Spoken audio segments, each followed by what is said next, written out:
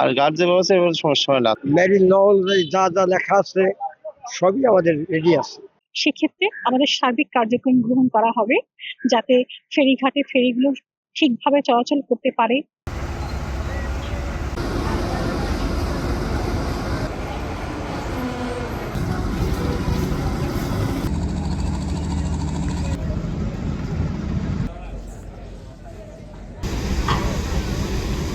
যেভাবে আছে সমস্যা নাই, লোড ট্রাকগুলো উঠতে পারে না, ওই লোড ট্রাকগুলো আনলোড করতে লোড করে দেরি হয়ে যায়, বুঝতে পারছেন।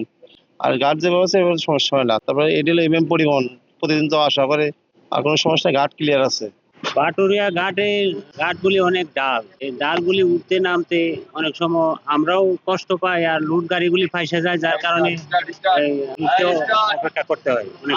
আমাদের ঈদ প্রস্তুতি হিসাবে প্রত্যেকটা লঞ্চের বডি, ইঞ্জিন এবং যাত্রীদের নিরাপত্তা ব্যবস্থা, মেরিন ল অনুযায়ী যা যা লেখা আছে সবই আমাদের রেডি আছে।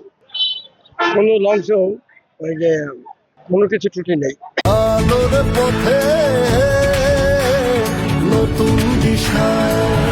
আসন্ন ঈদ উল ফিতর যেহেতু নির্বাচন পরবর্তী প্রথম ঈদ, সেহেতু আমরা আশা করতেছি যে আমাদের যানবাহন সংখ্যা এবং যাত্রী সংখ্যা অনেক গুণ বেড়ে যাবে।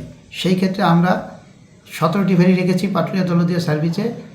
এই 17টি ফেরি দিয়ে আমরা আমাদের ঈদ সার্ভিস আমরা পরিচালনা করব। আর আমরা আশা করতেছি এই যে আমাদের এই ফেরিগুলি আমরা সার্ভিসে নিয়োজিত রাখবো, এই ফেরি দিয়েই আমরা স্বাচ্ছন্দ্যে এবং নির্বিঘ্নে কর্মক যাত্রী সাধারণ এবং যানবাহনকে পবিত্র ঈদ উল ফিতরের পূর্বেই তাদের গৃহে পৌঁছে দিতে সক্ষম হব ইনশাআল্লাহ।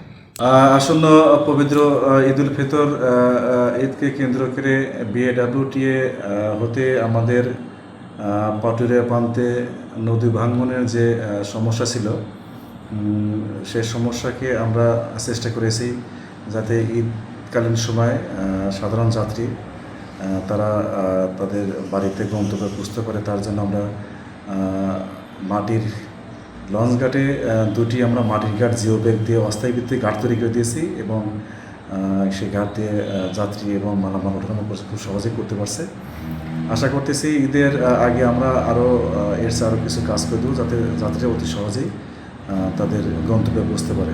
নিরাপদে ঈদ যাত্রাটুকু নিশ্চিত করতে পারি। আপনারা জানেন যে শিবালয়ের অন্যতম দুটি গুরুত্বপূর্ণ কেন্দ্র পাটুরিয়া ঘাট এবং আরিচা ঘাট। এখানে লঞ্চ ঘাট রয়েছে, ফেরি ঘাট রয়েছে।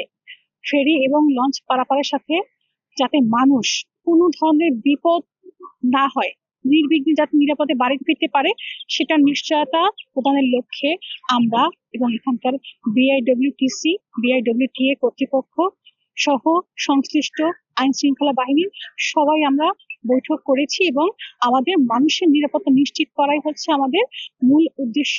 সেক্ষেত্রে আমাদের সার্বিক কার্যক্রম গ্রহণ করা হবে যাতে ফেরিঘাটে ফেরিগুলো ঠিকভাবে চলাচল করতে পারে। তারপরে হচ্ছে মেডিকেল টিম থাকবে এবং সার্বক্ষণিক ভিজিলেন্স টিম থাকবে। এখানে আইন শৃঙ্খলাটাকে নির্বিঘ্নে নিরাপত্তাটুকু যাতে কোথাও কোনো যানজট না হয়, যাতে কোথাও কোনো ধরনের দুর্ঘটনা মানুষ সম্মুখীন না হতে হয়, সে বিষয়ে সার্বিক উপজেলা প্রশাসন সচেষ্ট রয়েছে এবং থাকবে। ধন্যবাদ। ঈদ যাত্রার জন্য ঘাটের সংস্কারের যতটুকু প্রয়োজন, সে সার্বিক সংস্কারের জন্য বিআইডব্লিউটিএ কর্তৃপক্ষ দেখলাম তাদের কার্যক্রম পরিচালনা করছে। আমি আজকে এসেছি এবং মনিটরিং করেছি। কিছুক্ষণ আগে পাটুরিয়া লঞ্চ ঘাট দেখে এসেছি, এখন এক এক করে ফেরি ঘাটগুলো দেখছি। তাতে দেখে মনে হয়েছে তারা ঈদ যাত্রা শুরু হওয়ার আগেই তাদের প্রয়োজনীয় সংস্কারটুকু শেষ করে ফেলবে, সম্পন্ন করে কোনো ধরনের দুর্ঘটনা না ঘটে। তারপরেও যদি বিপদ একটা ঘটে যায়, তার জন্য দায়িত্ব সংশ্লিষ্ট সবাই থাকবে। আমরা যাতে বিপদ না ঘটতে পারে, নিরাপদ যাতে যাত্রাটা হয়, মানুষ যেন এখানে সুস্থভাবে যেতে পারে।